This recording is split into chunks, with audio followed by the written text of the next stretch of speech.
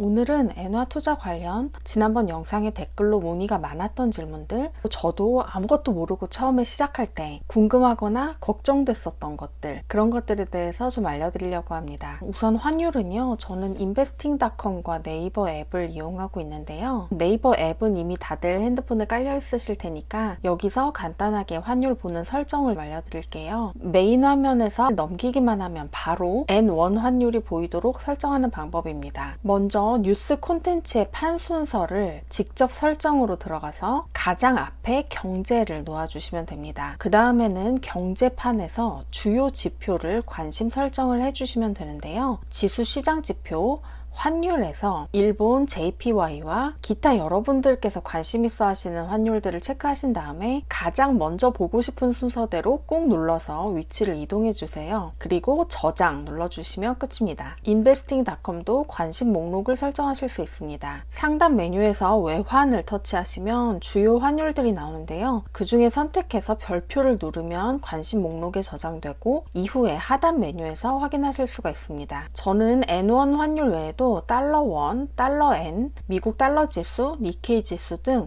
N1 환율에 영향을 미칠 수 있다고 생각되는 관련 지표들을 함께 저장해뒀어요. 환율 차트는 이 버튼을 눌러서 선으로 된 것과 캔들 차트 중에서 골라서 보실 수가 있고요. 저는 목표로 하는 수익률이 워낙 작기 때문에 그만큼 매매도 자주 일어나게 되는 편이라고 말씀을 드렸죠.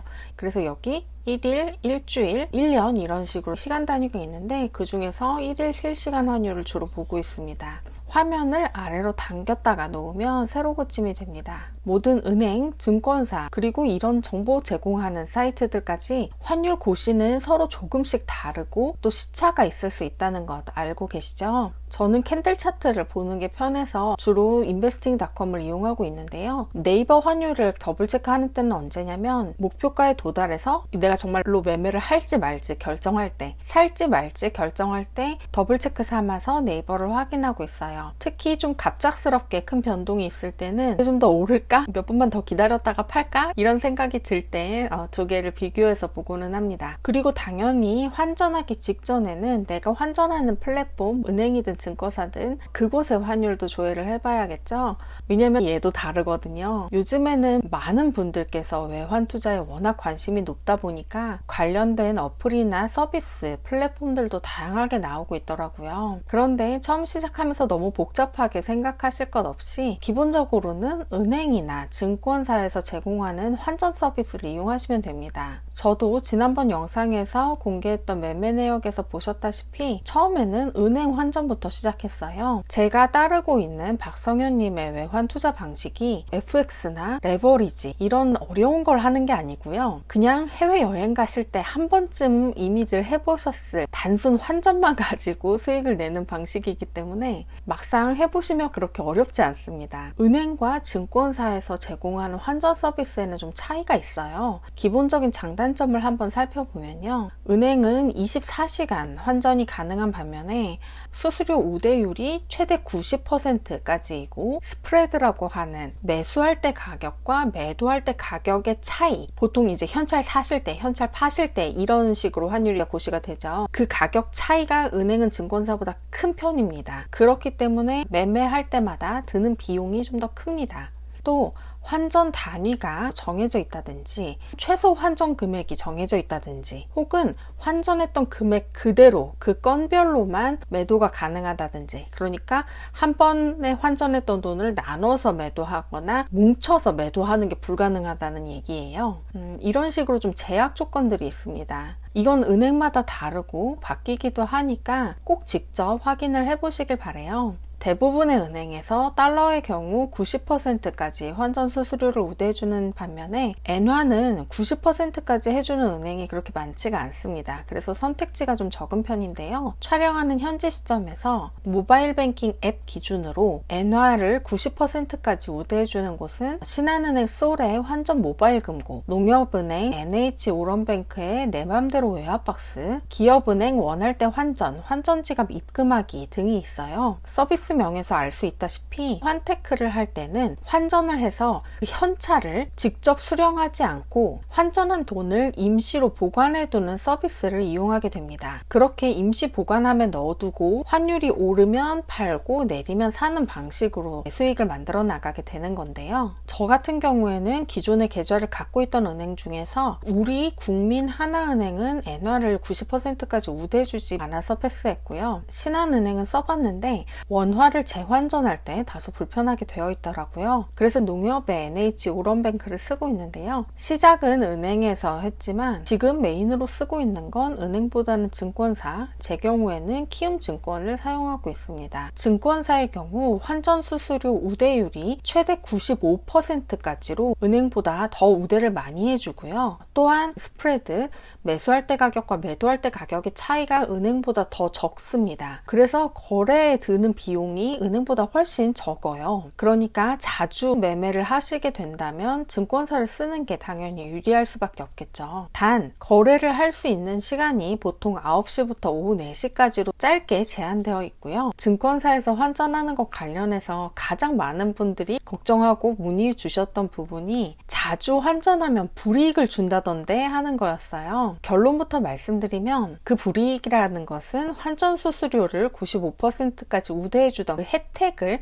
박탈한다는 것입니다. 뭐 벌금 내거나 경찰에 잡혀가는 게 아니에요. 그리고 그 불이익을 당하지 않으려면 해당 증권사에서 해외 주식을 거래하시면 됩니다. 단 한 건이라도 해외 주식 거래 내역이 있으면 혜택이 유지가 됩니다. 이렇게 되는 이유는요, 증권사가 주식 거래 수수료로 먹고 사는 회사라서 그래요. 증권사에서 은행보다 환율 우대를 더 잘 해주는 이유는 환전해서 그 돈으로 주식을 거래하라는 거거든요. 그런데 얌체처럼 환율 우대만 받고 주식 거래를 안 하면 증권사 입장에선 손해니까 환율 우대 혜택을 안 줘, 뺏어갈게 하는 거죠. 세상에 공짜는 없으니까요. 해외 주식을 거래하는 것은 환율 우대 혜택을 유지하기 위한 목적 외에도 리스크 해지와 묶여있는 자금을 활용하는 용도로서도 의미가 있다고 해요. 그런데 이 부분은 조금 더 투자 경험이 쌓이면 그때 가서 생각해 보게 될 문제라서 저도 아직 경험이 없습니다. 그래서 여기에 대해서 더 궁금하신 분께서는 박성현님의 책을 참고하시길 바래요. 저도 앞으로 계속해서 공부를 해 나가면서 투자를 하려고 하니까 이 부분에 대해서도 제 경험이 쌓이게 되면 공유를 해드리도록 하겠습니다. 환전하시는 목적에 따라서도 은행과 증권사 어디가 유리한지가 달라질 수가 있어요. 환테크를 하겠다는 것을 목표로 돈을 계속 계좌에 넣어둔 상태에서 매매를 이어나간다면 거래 비용이 훨씬 낮은 증권사에서 하는 게 유리한데요. 지금 엔화 환율이 쌀 때 엔화를 사뒀다가 조만간 현찰을 찾아서 그걸 들고 일본으로 여행을 가실 생각이라면 이야기가 좀 달라집니다. 왜냐하면 증권사 계좌에 들어있는 외화는 그걸 실제 현찰로 찾으실 때 추가로 수수료가 발생하거든요. 그래서 본인의 환전 목적이 뭔지에 따라서 맞는 방식을 선택해 쓰시길 바랍니다. 그리고 이렇게 자주 매매하는 방식에 대해서 수수료가 많이 나오는 것을 걱정하시는 분들도 많으시더라고요. 우선은 제가 지난번 영상에서 보여드린 매매 일지의 수익률과 수익 금액은 모든 수수료를 제외한 적용 환율, 그러니까 실제 수익금과 수익률이 기재되어 있는 거라는 걸 먼저 말씀을 드리고요. 저 같은 경우에는 이렇게 실제로 매매를 해봤더니 수수료를 반영하고도 저번 영상에서 함께 계산해 본 것처럼 실제 수익금과 수익률, 그리고 그로부터 발생하는 복리 효과가 의미가 있다고 생각했기 때문에 이 방식의 투자를 시작하게 되었습니다. 저는 주식도 기술적 투자, 단타 매매를 선호하는 편인데요. 이 부분은 사실 지극히 개인적인 성향에 달린 문제인 것 같아요. 제가 몇 번 말씀드렸던 것 같은데 저는 진짜 파워 ESTJ라서 통제광이죠.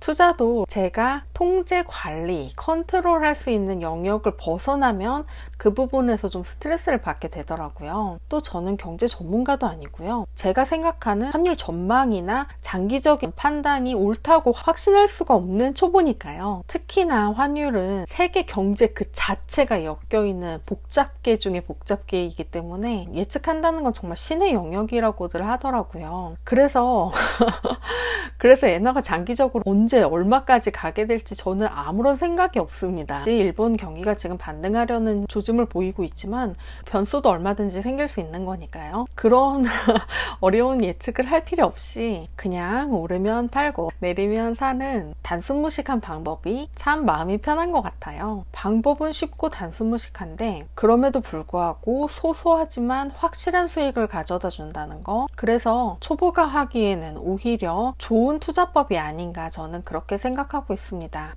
물론 매매를 자주 하기 때문에 묻어두고 기다리는 것보다 손이 많이 가요. 하지만 복리 효과를 떠올리면 다소 귀찮은 일도 즐겁게 할 수 있더라고요. 저는 이렇게 판단하고 지금 실행을 하고 있지만 이 방법을 여러분들께 권유드리는 것은 전혀 아닙니다. 모든 투자의 판단과 책임은 본인 자신에게 있는 거 당연히 알고 계시죠? 지난번 영상 말미에서도 말씀드렸다시피 이 외에도 좋은 투자법이 굉장히 많을 거예요. 구독자 여러분들께서도 본인의 상황과 성향에 맞는 방법을 찾고 원칙을 지켜가면서 꾸준히 해 나가시면 그게 본인에게 가장 좋은 투자라고 생각합니다. 어떤 방법을 취하시든 티끌을 굴려서 태산을 만드는 야무진 투자자로 성토하시길 제가 늘 응원하겠습니다. 제스켓 홈메이드 머니. 앞으로도 저는요, 지금처럼 경제신문도 열심히 읽고 엔화뿐 아니라 다양한 분야의 재테크 공부와 투자 실행도 열심히 해나가면서 제가 배우고 경험한 것들을 잘 정리해서 영상을 통해서 알려드리도록 하겠습니다. 구독과 좋아요, 알림 설정 잊지 마시고요. 영상을 끝까지 시청해주신 구독자 여러분, 오늘도 정말 멋진 하루가 되시길 바랍니다. 저는 다음 영상에서 다시 찾아뵙겠습니다. 감사합니다.